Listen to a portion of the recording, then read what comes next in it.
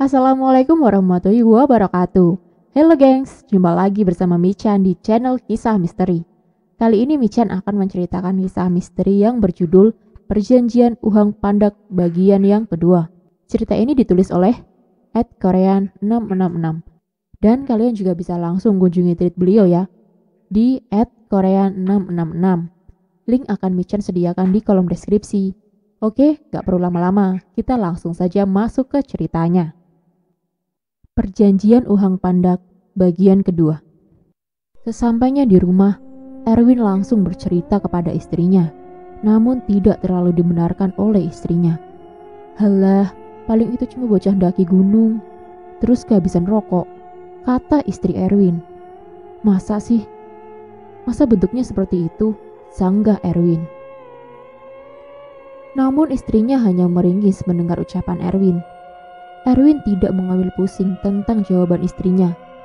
Ia lalu pergi mandi dan keluar menuju ke rumah Henry. Kebetulan hari itu Henry tidak pergi ke ladang. Erwin pun datang dengan membawa sebungkus kopi saset. Tentu saja disambut ramah oleh Henry. Perbincangan pun dimulai, mulai dari hal kecil hingga berat, dan sampailah kepada tujuan Erwin yang sebenarnya, bahwa ia melihat lagi apa yang ia ceritakan kepada Henry kemarin. Kamu yakin itu Uhang Pandak? Tanya Henry menyelidik Erwin. Iya Henry, beneran, jawab Erwin meyakinkan Henry. Terus gimana? Tanya Henry lagi, kini wajahnya terlihat penasaran. Ya gak ada, cuma aku tinggal. Aku cuma bilang, jangan obrak-abrik ladangku. Kalau kau obrak-abrik ladangku, gak akan aku kasih makan, ujar si Erwin dengan santai menyeruput kopinya dan menyulut sebatang rokok kretek yang baru saja ia beli di warung. Wah, gila kamu ya, udah tahu banget. Itu asli manusia. Maksudku, makhluk hidup gitu. Apa nampak kakinya? Apa nggak setan? Sanggah Henry, dan kini wajah terlihat khawatir. Seketika itu pula Erwin merasa ada yang sebenarnya Henry tahu. Kamu tahu Tondri? Tanya Erwin. Ya tahu gak tahu sih Win, jawab Henry sekonyong-konyongnya. Gini, kita gak tahu Uhang Pandak itu hantu, manusia, apa hewan. Kata orang tua dulu, itu jelmaan jenglot. Ada yang bilang itu dari suku asli. Ada juga yang bilang itu cuma monyet, makanya aku gak bisa memastikan. Tapi yang aku tahu, dulu ada yang pernah berurusan sama Uhang Pandak itu, ujar Henry. Oh, gini aja Ndri, gimana kalau nanti malam kamu ikut aku ke atas? Kalau ladangku gak apa-apa, ya kita biarin aja dulu. Tapi kalau ladangku hancur, baru kita cari tahu gimana caranya dia pergi. Jawab Erwin tegas. Hah, apa gak capek kamu? Baru juga tadi pagi sampai. Nanti mau ke atas lagi, kata Henry. Lagian ya, kalau Uhang Pandak itu masih kamu kasih makan, ya dia tetap di sana, menjaga ladangmu. Malah kayak anjing, nungguin ladangmu, kata lanjut Henry. Ya juga ya. Ya udah, besok gak usah aku kasih makan. Kita lihat reaksinya gimana, jawab Erwin santai. Udah, jangan cari perkara. Sebentar lagi puasa, lebaran, gak punya panen, syukurin kamu. Udah, jangan cari perkara. Sebentar lagi puasa, lalu lebaran, gak punya panenan, syukurin kamu. Sekali kamu kasih dia makan, sama aja kamu sudah bersedia untuk memberi makan dia. Kalau kamu gak kasih dia makan, ya reaksinya sama kayak istrimu, gak kamu kasih uang bulanan. Kalau gak marah-marah kayak anjing mau beranak, malah bisa lebih parah. Udahlah, biarin aja dulu. Sampai waktunya aja, intinya jangan sembarangan. Kita tunggu sampai kamu selesai panen, ujar Henry meyakinkan Erwin untuk tidak berbuat sembarangan. Dasar anjing, istriku kamu samakan dengan anjing apa? Jawab Erwin. Henry hanya tertawa. Erwin pun tahu bahwa memang Henry bercanda dan sadar bahwa istrinya juga punya emosi yang tidak terkontrol. Obrolan pun selesai, Erwin kembali ke rumahnya.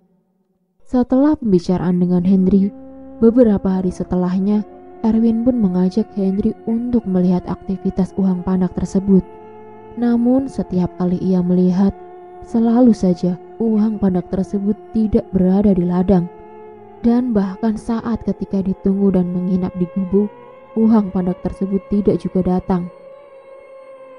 Namun, hal yang anehnya adalah tanaman milik Erwin terlihat sangat subur, tapi Erwin tidak berpikir bahwa itu adalah ulah tangan si Uhang Pandak, melainkan hanya obat-obatan yang ia siram setiap 3 hari sekali atau seminggu sekali, dan yang menyadari adanya kejanggalan adalah Henry. Menurut Henry, tidak mungkin sesubur itu, menimbang obat yang digunakan Erwin adalah obat murah. Bibit yang digunakan juga bukan bibit terbaik. Henry masih bertanya-tanya dengan hal itu. Namun, ia tidak mau berkata kepada Erwin. Setelah masa panen tiba, saat itu tepat di mana 2 minggu sebelum Lebaran. Saat panen, beberapa petani pun dibawa oleh Erwin untuk membantu pekerjaannya agar cepat selesai. Benar, buah yang dihasilkan cukup besar. Orang-orang yang bekerja pun ada yang heran, ada yang iri. Ada pula yang kagum dengan hasil kerja tangan Erwin. Ada yang bertanya kepada Erwin tentang bibit yang ia pakai. Namun, Erwin hanya menjawab, bibit biasa. Erwin pun menyadari sebuah keanehan.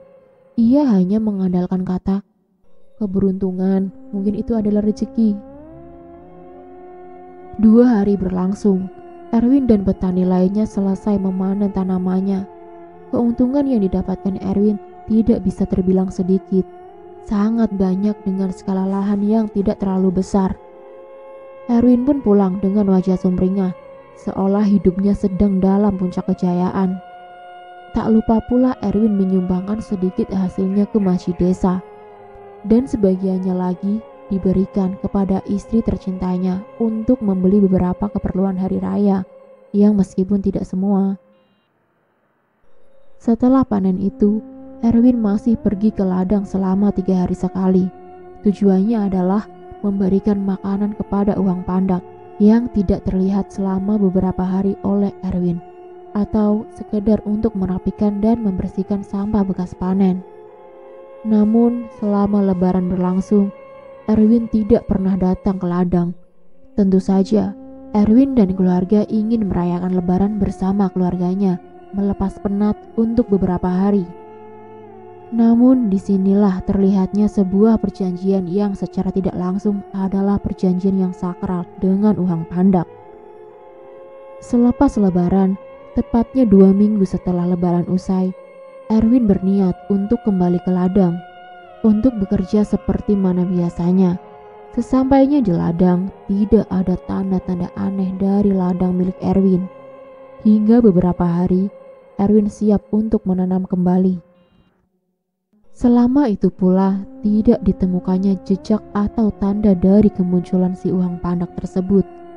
Bahkan Erwin rela menunggunya hingga tengah malam saat ia menginap di ladangnya. Namun tetap saja tidak membuahkan hasil. Akhirnya Erwin menyimpulkan bahwa Uhang Pandak tersebut sudah memiliki tempat lain untuk mencari makan. Setelah selesai menanam dan hanya tinggal merawat tanaman, baru beberapa kejadian tak wajar muncul. Siang itu, tepatnya hari Rabu, Erwin datang ke ladang seperti mana biasanya, dengan membawa bekal untuk 3 hari ke depan. Sesampainya di tempat tujuan, matanya pun dikejutkan dengan hancurnya beberapa bedengan miliknya. Yang membuat tidak wajar adalah bedengan milik Erwin hancur seperti terlindas oleh 1 unit bulldozer, rata, bahkan seperti akan dibuat sebuah jalan. Erwin heran dengan kejadian tersebut. Siapa yang berbuat demikian? Mengetahui hal itu, Erwin langsung menelepon temannya Henry untuk segera naik ke ladangnya. Kebetulan pula, ladang milik Henry tidak terlalu jauh dari ladang milik Erwin. "Weh, mau buat jalan off-road apa, Win? Rata banget," tanya Henry dengan guyonan biasanya. "Off-road dengkulmu," maki Erwin tanpa melihat Henry. "Gimana?" tanya Henry lagi. "Gak tahu ini, kok bisa gini ya?" jawab Erwin seakan bertanya kepada dirinya sendiri. "Udah aku bilangin, jangan ngulah, malah ngulah kamu. Jawab Henry singkat sembari menyulut rokoknya yang sempat mati. Aku gak ngulah ya. Kalau gak ngulah, kok bisa begini? Mana ada bulldozer sampai di atas ini? Tapaknya juga ya gak ada ini. Kalau bukan Uhang Pandak, itu siapa lagi? Kata Henry asal, tapi seolah sudah yakin bahwasanya itu adalah ulah dari Uhang Pandak. Erwin menghembuskan nafas dengan berat. Pikirannya kini menjadi kacau, tidak tahu lagi harus berbuat apa. Terus gimana, Andri? Tanya Erwin dengan wajah bingung seakan terlihat putus asa. Kalau menurutku loh ya, ini kalau kamu ulangi menanam lagi, ya bakalan begini lagi tanamanmu. Aku berani jamin, ujar Henry dengan serius. Kok bisa? Ya gak tahu. Gini loh ya, kan aku udah bilang, kita gak tahu sedang berhadapan dengan siapa sekarang. Kalau manusia, digebukin juga berhenti. Kalau hewan, tembak kepalanya juga mati. Kalau setan, dingajiin juga udah pergi. Hah, Uhang Pandak ini apa? Kan kita nggak tahu dia itu apa. Jalan satu-satunya ya kamu jual ladangmu. Kamu cari ladang yang lain, ujar Henry panjang lebar. Ngejual ladang gak segampang mulutmu menganga. Ladang di atas seperti ini siapa yang mau? Kata Erwin. Henry hanya diam dan ikut meratapi apa yang dihadapi oleh Erwin temannya. Henry hanya berpikir, mungkin ini baru sebuah teguran, dan ia meyakini akan ada lagi permasalahan lain yang akan menerjang. Erwin meminta kepada Henry untuk menginap di ladang malam ini. Henry pun mengiyakan permintaan temannya. Dan menginap di gubuk Erwin, juga sekaligus memastikan apa yang sebenarnya terjadi di ladang Erwin. Sore pun berganti malam. Setidaknya malam itu tidak hujan dan membuat suasana tidak terlalu menyeramkan. Api unggun pun sudah menyala, tidak terlalu besar, namun cukup membuat hangat badan. Henry menikmati malamnya di tempat duduk yang ada di luar dengan kopi dan senandung lagu cinta dari radio miliknya. Hingga malam pun larut, tidak ada tanda-tanda aneh yang muncul. Sekitar jam 2 malam, Erwin dan Henry tak kunjung bisa melalapkan matanya. Kok aku gak bisa tidur ya? Kata Henry. Sama, Andri. Ngapa ya? Tumben. Jawab Erwin menyilangkan tangannya di kepalanya. Tiba-tiba saja terdengar suara berisik dari luar. Entah seperti apa suaranya, namun sangat berisik. Erwin dan Henry sama-sama melotot mendengar suara tersebut dan berdiri seakan sama-sama bertanya, "Ada apa?" tanpa saling mengeluarkan suara. Erwin dan Henry langsung keluar dari gubuk, tak lupa masing-masing membawa sebilah parang. Brak, pintu terbuka. Tidak ada apa-apa, hanya suara angin yang kencang menghembuskan beberapa pohon. Itu tadi bukan suara angin. Yakin, sumpah, sumprit, kata Henry. Terus apa dong? Tanya Erwin penasaran, sembari mencari-cari arah dari suara berisik. Henry dan Erwin menjadi sedikit ketakutan dengan kejadian dan suara aneh tersebut. Sebenarnya tidak ada yang aneh jika berbicara tentang hal menyeramkan di sebuah gunung. Banyak sekali kejadian yang tidak masuk logika jika berada di gunung. Mulai dari suara tangis, minta tolong, atau bahkan penampakan yang tidak biasa. Dan tentu saja itu tidak kepada semua orang. Beberapa memang ada yang terpilih untuk mendapati hal ganjil tersebut. Kembali ke Erwin dan Henry yang saat ini masih saja berdiam diri. Saling memandang, bertanya satu sama lain tanpa berucap. Hanya menggunakan gerak mata saja. Tidak ada yang tahu suara apa itu. Erwin dan Henry kembali masuk ke dalam gubuk dan mencoba untuk lebih tenang. Henry memutuskan untuk membuat teh hangat untuk menghangatkan tubuh mereka. Belum sempat air dalam panci mendidih, suara tersebut kembali lagi. Sebenarnya apa sih? Kata Henry sudah mulai kesal dengan suara tersebut. Kesal yang dicampur rasa takut. Ya entah, jawab Erwin. Mereka kembali keluar dengan menggunakan sebilah parang yang sama seperti sebelumnya. ditambah dengan senter milik Henry. Saat mereka sudah berada di luar dan berhenti untuk saling mengamati sekeliling, lagi suara itu menghilang, namun tidak lama, hanya sepersekian detik saja. Lalu secara tiba-tiba dan dari arah yang tak terduga, suara itu kembali muncul dan kini semakin jelas. Saat suara itu muncul mendekat dan semakin dekat, suara itu kembali menghilang. Erwin dan Henry mengamati sekelilingnya. Henry menyorotkan lampu senter di sekelilingnya, dan apa yang terlihat oleh Henry membuat dirinya terdiam dan mematung, seakan jantung berhenti memompa darah dan membuat dirinya menjadi beku. Erwin yang menyadari Henry sedang berdiri seolah mematung, menepuk pundak Henry. "Win, itu apa?" kata Henry lirih seakan mengisyaratkan untuk tidak bersuara lebih keras. "Apa?" tanya Erwin penasaran. "Itu loh, ada mata kuning. Manusia atau beruang itu?" kata Henry yang terlihat sangat takut dan wajahnya terlihat pucat pasi. "Setan itu," kata Erwin. Mereka tidak berani mengambil resiko untuk mendekat dan memastikan apa sebenarnya sesuatu yang menyala serupa mata kucing kala disorot dengan lampu yang terang, namun berwarna sedikit kekuningan. Hal yang tidak diduga oleh Erwin dan Henry adalah ternyata itu bukan cuma sepasang mata saja. Terlihat ada struktur tubuh yang melengkapinya, dan kini menjadi banyak yang bersinar tanpa diserot senter. Sepasang mata itu mengelilingi ladang milik Erwin.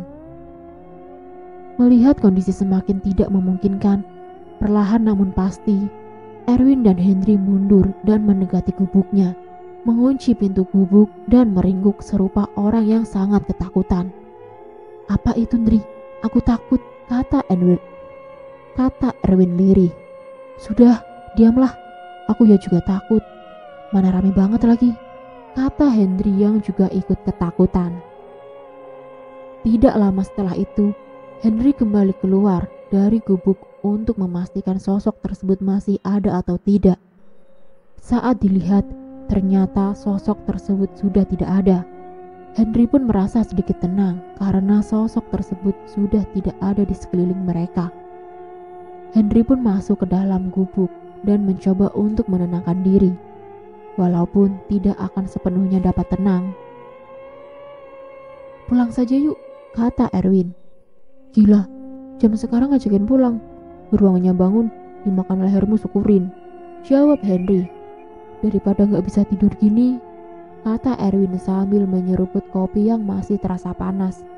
"Aku tahu siapa yang pernah berurusan dengan hal seperti ini. Namanya Pak Samto kalau gak salah. Orang desa sebelah. Dia pernah seperti kamu gini. Nanti kalau sudah agak terang, kita pulang. Malamnya kita ke rumahnya. Ladangmu biarin saja dulu, belum tumbuh juga," ujar Henry menjelaskan apa yang pernah ia dengar dan bersambung. Sekian dan itulah kisah misteri dari cerita yang berjudul Perjanjian Uhang Pandak bagian yang kedua. Terima kasih Michan ucapkan untuk kalian yang sudah menonton video ini. Dan tak lupa, Michan ingatkan untuk tekan tombol like, komen, share, dan subscribe ya. Dan tekan lonceng juga untuk mengaktifkan notifikasi cerita yang selanjutnya.